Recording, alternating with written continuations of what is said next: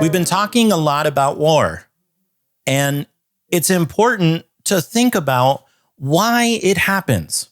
It's important to think about why is there so much war? Who benefits from it? And I guess what we can do, right?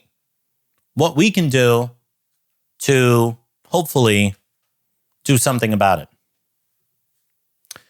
Let's look at this story from Naked Capitalism.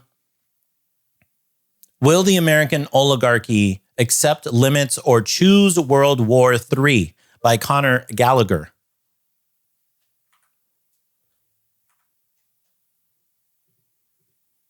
I recently came across this piece from the Century Foundation titled, "A Bolder American Foreign Policy Means More Values and Less War." Its central argument is that the U.S. must, quote, recenter values like, quote, multilateralism and human rights that are core to its identity, end quote. The Century Foundation calls itself a progressive independent think tank.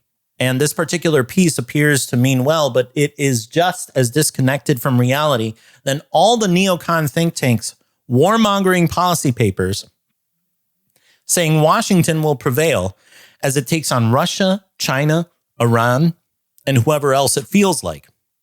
The Century Foundation's authors possess a Hollywoodized idea of America that isn't a land filled with brutal class struggle, but virtue, which flow out into its foreign policy that stands for international humanitarian or human rights law.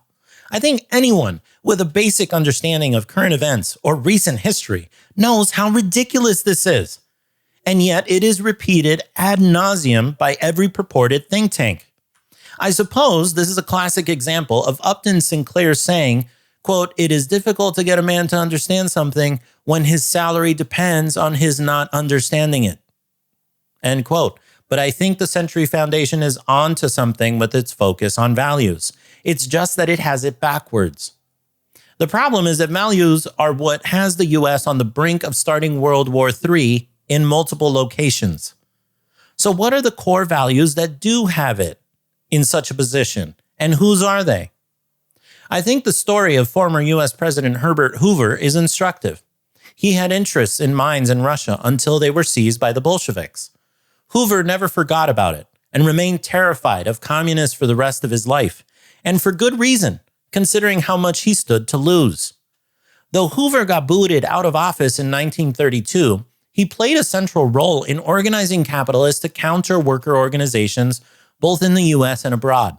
His legacy lives on at Stanford's neocon Hoover Institution. Throughout his life, he remained a major admirer of pre-Soviet Russia. Quote, "At the top was a Russian noble family, and at the bottom 100,000 peasants and workers with nobody much in between but the priesthood and the overseers."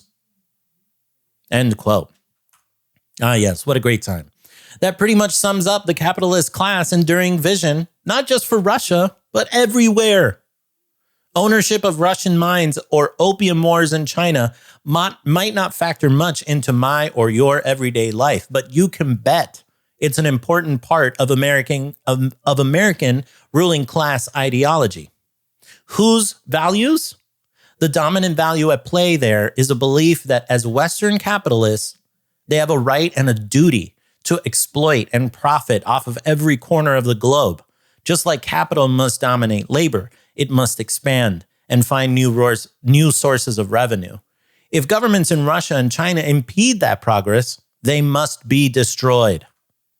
Rather than bromides like more American values, the following are some questions or thought exercises for think tanks to consider, whether they want to win another war or maybe even quit starting so many of them. Can you practice realpolitik with gangsters? The U.S. is a market state that is dominated by and run for transnational capital. Oh my gosh, these next sentences are so good. Its foreign policy and the military are a tool of the American oligarchy. Therefore, any serious policy discussion needs to deal with the fact that national interests as they're expressed today, are not in any real sense national, but representative of the interests of a small cohort of the super wealthy. So when you think about it like that, what interests do the super wealthy have by giving money to Ukraine? What interests do the super wealthy have by giving weapons and money to Israel?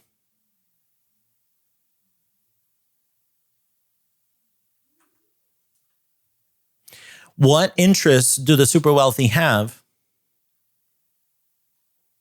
when they fearmonger about China and Russia?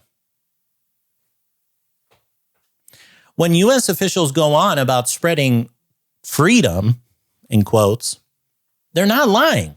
It's just their idea of freedom is a state devoted to high profits, free from the political whims of local populations that could degrade an investment's expected return. Let's remember, there likely wouldn't be any problem with Russia had Putin not put an end to the 1990s shock therapy administered by the Western finance capitalists who were making a killing by pillaging Russian resources. Like Bert Hoover, they're haunted by that opportunity snatched away from them, and they've been trying to get it back for a quarter century now. The question is, will American capital ever voluntarily give up? Will it ever say, okay, we're satisfied with what we've got here. You do your thing in your sphere of influence. It's not like Moscow and Beijing haven't tried. Russia, for example, floated the idea of joining NATO or working out some other security arrangement. And Putin talked about that in his Tucker Carlson interview. For decades after the end of the USSR, Russia tried to be accepted into the West's club to no avail. China, too, constantly repeats the refrain that the world is big enough for both Beijing and Washington. It invited the U.S. to join it in its Belt and Road Initiative. The U.S. could have helped steer projects that would have benefited both countries.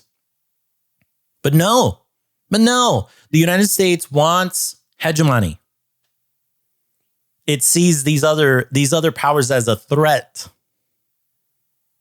not as collaborators. While such cooperation between the two big powers wouldn't be a panacea for all the world's problems, it would likely mean a lot better spot than the current one. Yeah.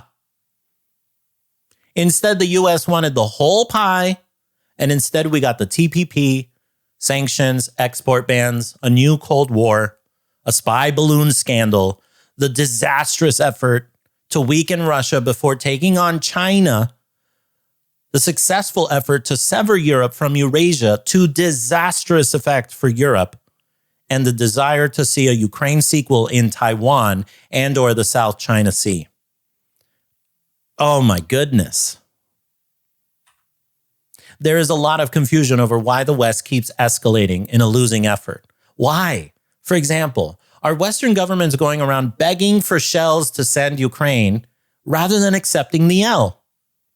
The desperation seems to stem from the creeping realization that their system is coming undone. The entire post-World War II elite American mindset is built on the foundation of worldwide profit expansion via silicon and fire. And if they throw everything at Russia and lose, well, a whole new domino theory could come into play. One where parasitic Western finance capital is driven back. Granted, it might, in most cases, be replaced by a more local form, but it's nonetheless frightening for the Western honchos. Just look at what's happening to France and Francafrique and the US in the Middle East.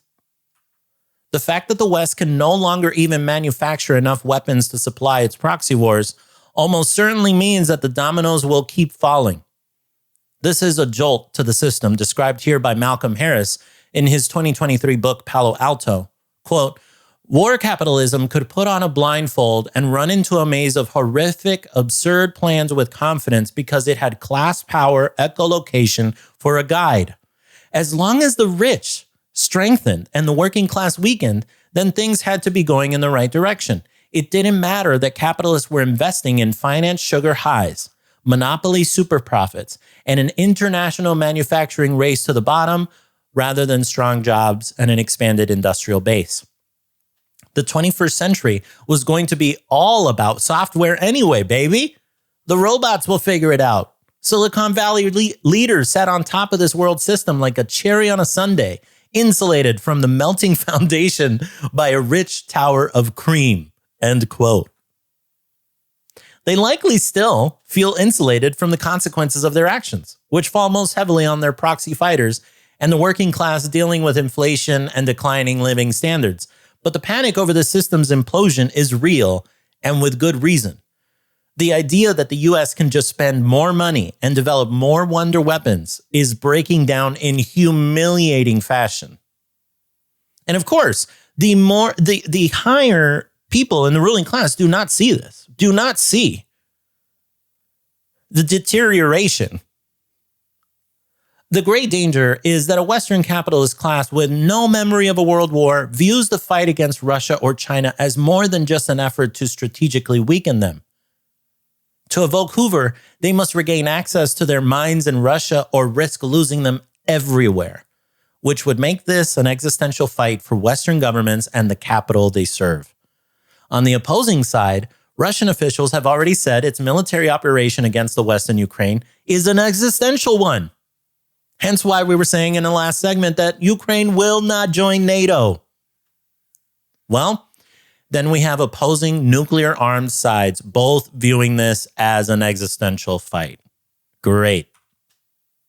The great irony in the West predicament is that finance capital's own greed has eroded its ability to satiate its greed around the world. They hollowed out the West in order to make a quick buck. They really have.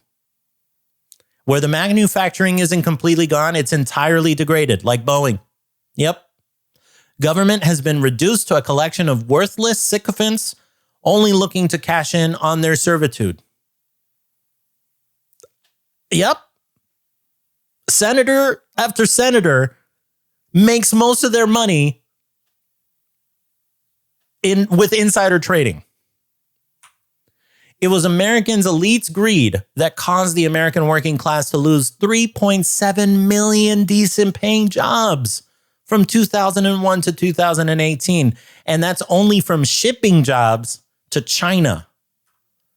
Les Leopold, in his book, Wall Street's War on Workers, calculates that Wall Street strip mining of the US, including China, NAFTA, stock buybacks, etc., which I'm so disappointed. I did that story about Lizzo and Bill Clinton, and I forgot to mention NAFTA, has led to 30 million laid off Americans since 1996. No wonder they're desperate for new markets. But let's focus on China for a moment, which vies for the number one spot on the enemy list with Russia. The willful decimation of the US manufacturing over recent decades destroyed its research capacity. It means the US relies on components made in China for aircraft carriers and submarines. It means $1 trillion in defense spending helps enrich China, the very country which is supposedly behind the increased defense spending in the first place. It was impossible to know this would happen, they say, despite warnings at the time that this very situation would arise. Workers knew. Here's a piece from the New York Times back in 2000 titled, "Unions March Against China Trade Deal." Quote, thousands of steel workers, truck drivers, auto workers, and other union members rallied on Capitol Hill and swept through the halls of Congress today in a show of muscle intended to block a trade agreement with China. Their message, conveyed by union leaders and rank-and-file members who came from as far away as Michigan and Nebraska, was that trade was working for American corporations, but not for American workers. The union members said they are only opposing a deal with a country that does not respect workers' rights and would stop at nothing, in their view, to steal the jobs that are the backbone of the American middle class. End quote. Not surprisingly, when Politico did a 20-year anniversary story on China's accession to the WTO, most U.S. lawmakers didn't want to talk about their vote to normalize trade relations with China in 2000, which paved the way to the WTO. But 4 American experts who did the planning and negotiating of the normalization of trade ties with China are described in the Politico piece as having zero regrets. Why would they? They were rewarded with better positions. It's entirely unclear how exactly the U.S. would conduct this war it wants so much with China, considering it's so reliant on it for minerals and components crucial to the American military. As Army Technology points out, quote, the U.S. Department of the Interior released a list of 35 minerals it deems essential to the economic and national security in 2018, updated in 2022. Amongst them, many rare earth elements. The problem for the U.S. is that the local production of these materials is hugely limited. The extent of reliance on imports varies from mineral to mineral. Beryllium is mainly used to create lightweight material used in fighter jets. Lithium is essential for modern battery production. And tin is used in electronics, including soldier semiconductors, a sector that is projected to reach a value of $17.5 billion by 2030. Whereas the U.S. produces some of the minerals mentioned above, it entirely relies on China and other countries for many other supplies. Cerium is used in batteries and in most devices with a screen and magnets forged with neodymium, and samarium are impervious to extreme temperatures that are used in fighter jet fin actuators, missile guidance, control systems, aircraft and tank motors, satellite communications, and radar and sonar systems. End quote.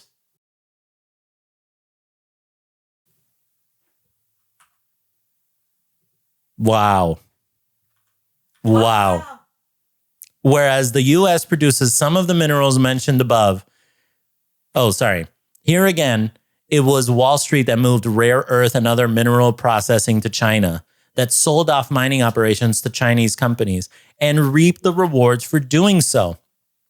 Matt Stoller and Lucas Kuntz tell the story in a 2019 piece at the American Conservative. In the 1970s and 1980s, the Defense Department invested in the development of a technology to use what are known as rare earth magnets. The investment was so successful that General Motors engineers, using Pentagon grants, succeeded in creating a rare earth magnet that is now essential for nearly every high-tech piece of military equipment in the U.S. inventory, from smart bombs and fighter jets to lasers and communications devices. The benefit of DARPA's investment wasn't restricted to the military. The magnets make cell phones and modern commercial electronics possible. China recognized the value of these magnets early on. Chinese Premier Deng Xiaoping famously said in 1992 that, quote, the Middle East has oil, China has rare earth, end quote, to underscore the importance of a rare earth strategy he adopted for China. Part of that strategy was to take control of the industry by manipulating the motivations of Wall Street. Quote, two of Xiaoping's sons-in-law approached investment banker Archibald Cox Jr. in the mid-1990s to use his hedge fund as a front for their companies to buy the U.S. rare earth magnet enterprise. They were successful, purchasing and then moving the factory, the Indiana jobs, the patents, and the expertise to China. This was not only the big move. This was not the only big move, as Cox later moved into a $12 million luxury New York residence. The result is remarkably similar to Huawei. Huawei. The United States has entirely divested of a technology and market it created and dominated just 30 years ago. China has a near complete monopoly on rare earth elements, and the U.S. military, according to U.S. government studies, is now 100% reliant upon China for the resources to produce its advanced weapon systems. So you see how stupid these people are?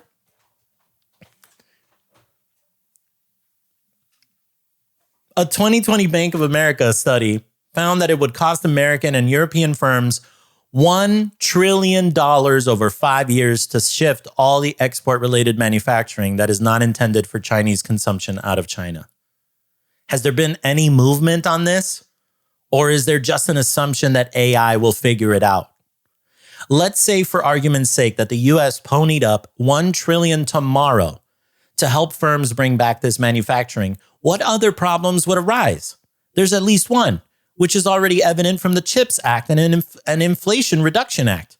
According to this tracker, $263 billion has been invested and 113,400 jobs have been created, but a major problem has arisen.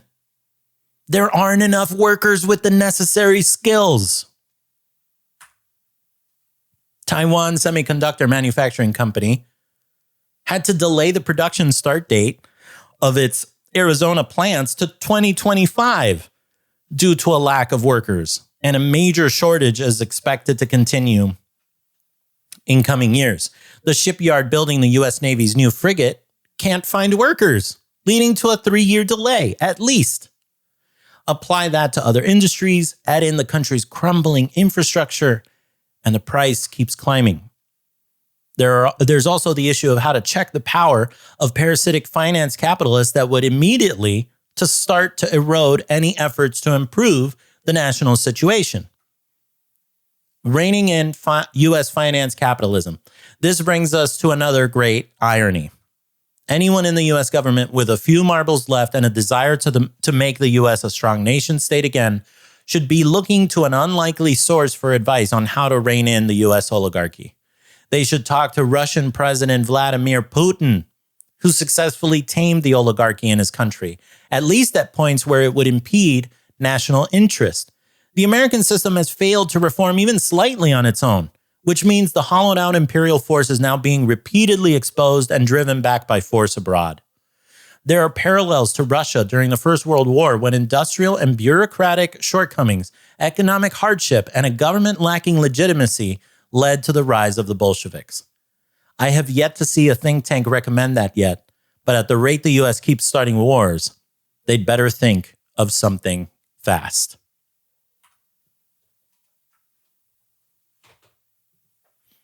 So,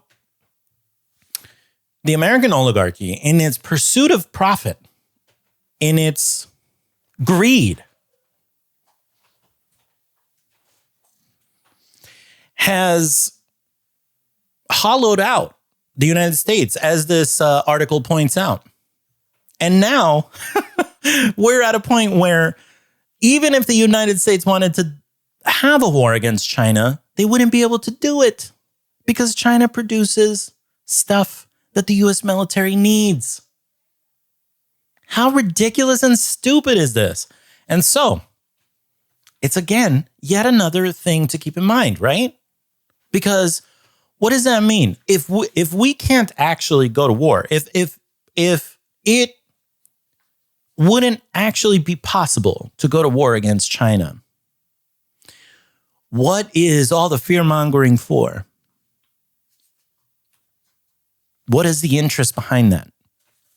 And I think it's important to continue to think about that stuff. Thank you for watching my content on YouTube. To catch full interviews, get early demos and unreleased songs from me, as well as a whole bunch of other great bonus content, become a member at zavibenjamin.com/Substack, where you can become a monthly, yearly, or inner circle member and support my work. Thank you so much.